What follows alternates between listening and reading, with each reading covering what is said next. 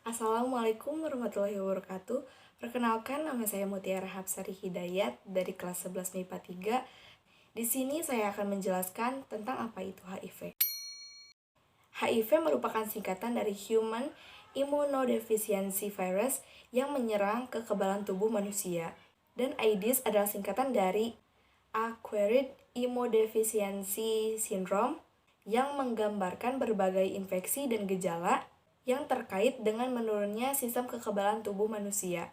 Karena pada fase AIDS, sistem kekebalan tubuh sangat lemah, maka penderita HIV atau AIDS akan sangat rentan terkena infeksi penyakit yang biasanya terjadi pada penderita HIV atau AIDS, antara lain infeksi jamur pada mulut dan tenggorokan, pneumonia, meningitis, tuberkulosis, dan kanker. Gejala HIV dan AIDS tergantung pada tahap mana orang itu terinfeksi.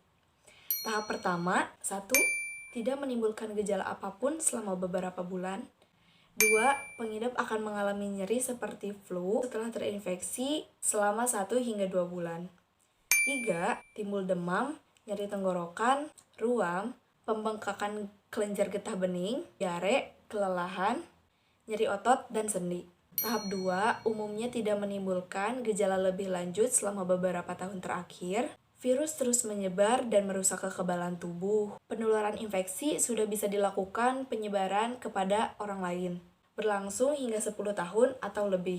Tahap ketiga, daya tahan penghidap rentan sehingga mudah sakit dan akan berlanjut menjadi AIDS. Demam terus-menerus hingga 10 hari, merasa lelah setiap saat, sulit bernafas, diare yang berat dalam jangka waktu yang cukup lama, terjadi infeksi jamur pada tenggorokan, mulut, dan vagina. Timbul bintik ungu pada kulit yang sulit dihilangkan.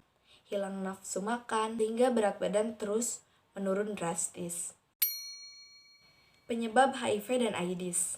Di negara Indonesia, penyebab HIV biasanya terjadi karena hubungan intim yang tidak aman dan bergantian jarum suntik yang tidak steril saat memakai narkoba. Seseorang yang terinfeksi HIV dapat menularkan kepada orang lain, bahkan sejak beberapa minggu setelah tertular. Semua orang beresiko terinfeksi HIV. Kelompok orang yang lebih beresiko terkena HIV antara lain: 1. Orang yang berhubungan intim tanpa menggunakan kondom, baik hubungan sesama jenis maupun heteroseksual. 2. Sering membuat tato ataupun tindik. 3. Orang yang terinfeksi penyakit seksual lainnya. 4. Pengguna narkotika suntik. 5. Orang yang berhubungan intim dengan menggunakan narkotika suntik. Diagnosis HIV dan AIDS. Tes HIV harus dilakukan untuk memastikan seseorang mengidap HIV atau tidak. Pemeriksaan yang dilakukan sebagai langkah diagnosis adalah dengan pengambilan sampel darah dan urin untuk diteliti di laboratorium.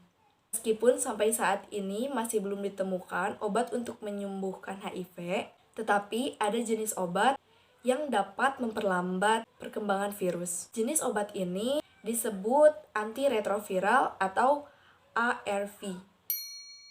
ARV bekerja dengan menghilangkan unsur yang dibutuhkan virus HIV untuk menggandakan dan mencegah virus HIV menghancurkan sel CD4. Obat ARV memiliki berbagai varian, antara lain etravirin, efavirenz, amifudin, zidofudin, dan juga nevirapin. Selama mengonsumsi obat antiretroviral, dokter akan memonitor jumlah virus sel CD4 untuk menilai respon pengidap terhadap pengobatan. Hitung sel CD4 akan dilakukan tiap 3-6 bulan. Sedangkan pemeriksaan HIV RNA dilakukan sejak awal pengobatan, lalu dilanjutkan tiap 3-4 bulan selama masa pengobatan. Agar perkembangan virus dapat dikendalikan, segera mengonsumsi ARV begitu didiagnosis mengidap HIV.